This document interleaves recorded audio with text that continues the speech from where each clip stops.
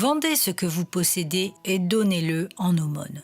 Faites-vous des bourses qui ne s'usent point, un trésor inépuisable dans les cieux, où le voleur n'approche point et où la teigne ne détruit point.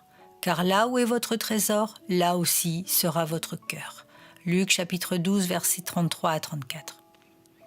Juste avant de prononcer cela, Jésus dira, des versets 28 à 31 du même chapitre, « Si Dieu revêt ainsi l'herbe qui est aujourd'hui dans les champs et qui demain sera jetée au four, à combien plus forte raison ne vous vêtira-t-il pas, gens de peu de foi ? Et vous, ne cherchez pas ce que vous mangerez et ce que vous boirez, et ne soyez pas inquiets, car toutes ces choses, ce sont les païens du monde qui les recherchent.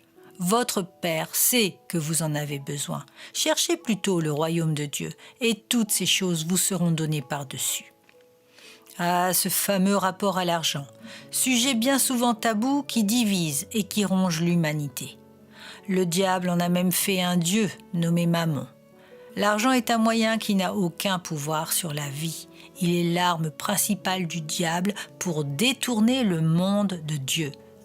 Le pouvoir par l'argent n'a qu'un seul objectif, rendre esclaves les âmes, afin de les exploiter pour toujours plus de profit et les amener à la perdition. La plus grande des pauvretés est de posséder pour soi-même le plus d'argent possible sur le dos des autres. Jésus nous offre un trésor qui ne se compare pas à l'argent, une richesse qui dépasse tout moyen matériel, une source inépuisable qui nourrit notre âme.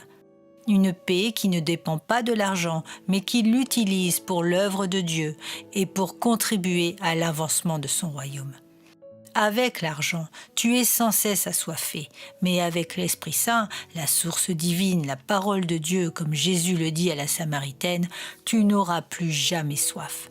Dieu pourvoit toujours aux besoins de ses enfants. L'argent lui est soumis et il nous affirme que nous ne devons pas nous inquiéter. Sachant que tout appartient à Dieu et qu'il est notre Père, pouvons-nous penser un seul instant qu'il nous privera de ses richesses ?